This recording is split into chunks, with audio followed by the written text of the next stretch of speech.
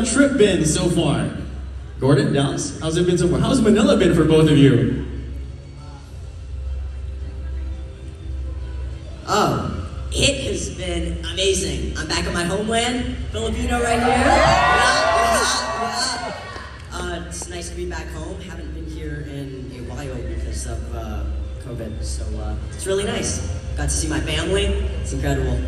What about you, Dallas? I can already tell you have a lot of Fire Nation converts here because of you. How's Manila been for you?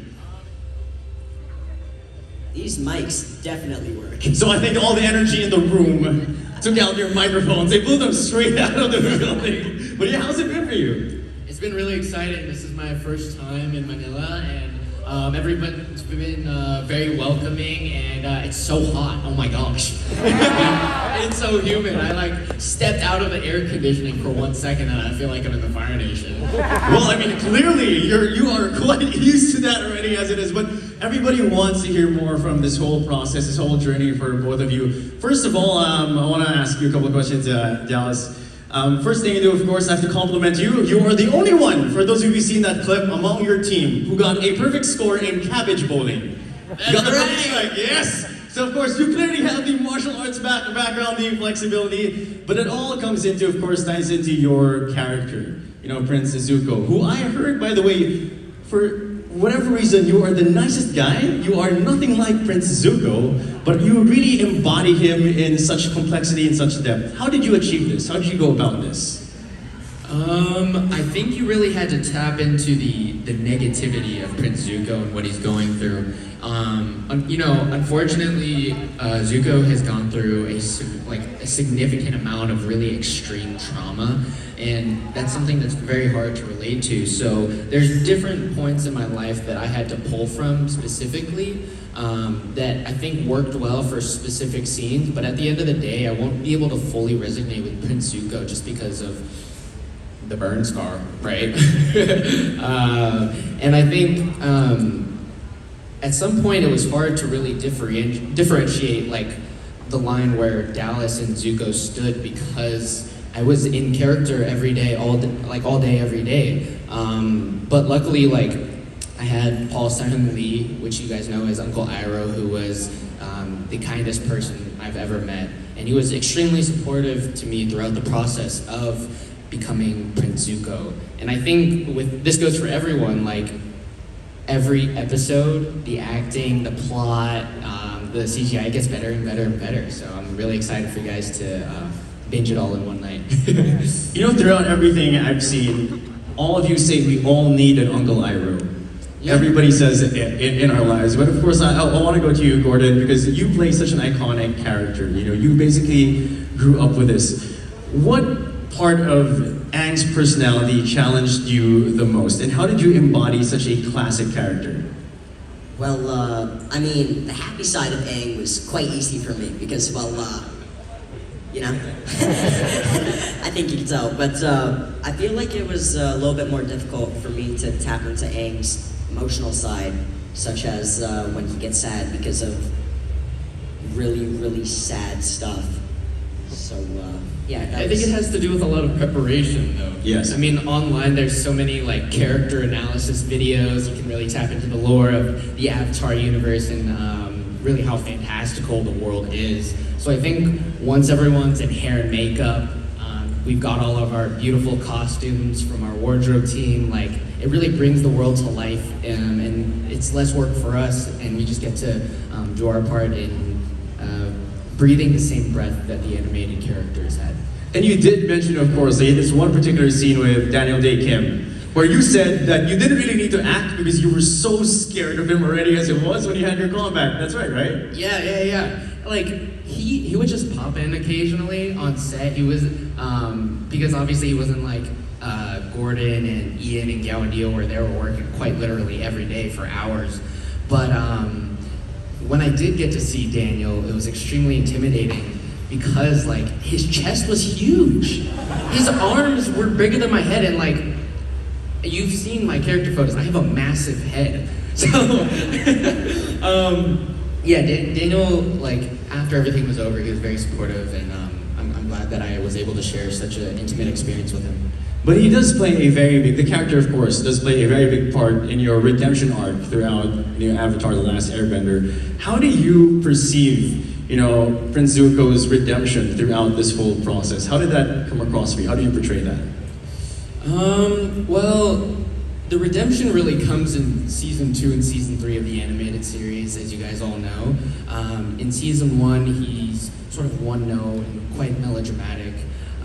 So I think because our show wasn't guaranteed a season 2 and 3, the canvas was quite blank in terms of how I could give this character meaning and sort of leave an impact on the other characters and in the story. Wow, so of course you had to go deep into your own personal experiences as far as you could go as well. But Yeah. speaking of course of personal experiences, Gordon, you really embody the Avatar. I think I told you this earlier when you had that chat, and I can't imagine anybody else playing the Avatar Aang, but you're just this happy, go-lucky kid. But how did you go into the depths of this character? How did you, of course, you go through this whole process of growing up with this character? How did you go about that? Well, as you guys know, when I did shoot the series, or when we all shot this series, I was 11 years old. So I feel like I've grown up quite a bit. But even in the original series, it only takes place through 3 months, but you can see Aang growing as a person and even physically a little bit. Like season 3 Aang, he is like, I don't want to say shredded, but he's scary. Well, yeah, I mean, we can't wait to get to that part because true fans of the series have actually seen that arc. Of course, they've seen his timeline. But speaking, of course, of the timeline, throughout the process here in Dallas of being Prince Zuko, you have certain relationships, both, of course, with Aang and your uncle Iroh. Can you tell us more about that, how it progressed throughout shooting, both on cam and off cam? Yeah, I mean, Paul and I had sort of clicked right off the bat. We had our very first rehearsal in the lobby of a hotel in their conference room, and we sort of blocked out that first scene. And I think we both had a mutual understanding of how he was going to portray Uncle Iroh and how I was going to portray Prince Zuko. And so, naturally throughout time, the more you're around someone, the more comfortable you'll get, even in a scene. And I think that really shows at the very start all the way throughout. You see how much Zuko relies on Uncle Iroh, even though he might not quite literally say it. Yeah, I'm sorry. No. I just I'm really amazed with this whole process you both have, you all have as a cast, because you did talk about it in so many interviews as well. You have all these unique experiences, whether it is the cabbage bowling, whether it's writing Appa manually. You have this group of people in the background. As for those of you that don't know, Appa is actually operated manually by a bunch of people in the back. Right, Gordon? That's correct, right? Yeah. Yeah, so but speaking, of course, of the camaraderie, you always say throughout every single interview you had, it really played into this whole process of you all being together as a family. How did that affect your performance as the Avatar? Well, you can actually really see our, I don't know, what's the word for it? Relationships. You can see our relationships grow throughout the series because Aang doesn't know these characters yet, but you can tell the second we meet, we do actually know that we're family. And that's kind of how it happened in real life too, so you can see it develop. Yeah, I think I've been particularly excited for Zuko and Aang's scenes because They're amazing. thanks to this guy, he's a real pro, and at such a young age to have to work those long hours, he did an amazing job. But what I wanted to say was that in Zuko and Aang's scenes, they're much more personal and intimate because we're dealing with real life people and living in this fantastical world that has where it's life or death. I think you get to really feel the danger of bending in our series. So those moments between Zuko and Aang, I think people will truly be able to relate to their relationship. As crazy as that might sound, No, because we're all gonna see it for sure. We're all gonna see everything on screen, what's of course in front of the camera, but behind the scenes, especially for you, Gordon, are there, and we know this was a whole process, like you said, you started shooting at 11 years old. were there any memorable experiences behind the scenes, behind the camera that you can share, especially for our Filipino audience fans here? Of course, these are your people, so we want to know what the experience was like, and is there a story in particular that stands out to you? Okay, you guys are awesome. Shout out Philippines. There are so many experiences that were super memorable for me. But if I had to choose one, it's tough. Okay, there was this one day. I feel like it has been mentioned a few times, but it's just really special. It was probably the first day we really bonded. But it was me, Ian, and Galandia. We're on APA, and they say that they need 15 minutes, so we should stay up there, right? So we stay up there. 30 minutes pass. We're waiting up there, we're all sleeping. We're lying down in this tiny saddle and we're all getting mad at each other. And just, it was a really awesome day. We really bonded over that experience. Because I can imagine you've all had long days. It made you all like brothers and sisters also on set, I'm sure. But I'm sure you had your own dynamics and memorable moments as well, right, Dallas? Can you share? And I'm sorry I took the story of Daniel Day Kim, that day away from you, because I know you wanted to share that. But what are the other moments for you behind the scenes that really stood out to you? I would say there's two I'd like to tell people about because like Ian Owsley is quite literally my brother, and the speed at which him and I became friends was so insane because I think like when I had got booked and we were in Vancouver, I had this mindset that I really wanted to focus in on Zuko and isolate myself. Very similar to what his character is in the show, right? He's away from everyone, only with Uncle Iroh.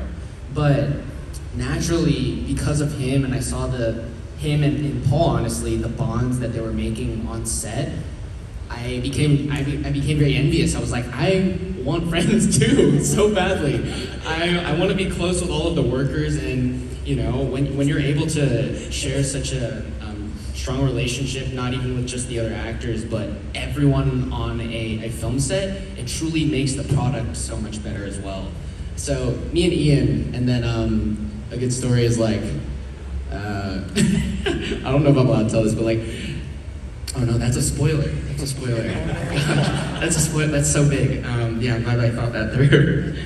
No, it's okay. So at least they know what to look out for, and you can probably, I don't know, post about it on Instagram or on TikTok saying, hey, Philippines, this was the scene I was talking about. So at least everybody knows what to look out for. And I just have to point out, Gordon was laughing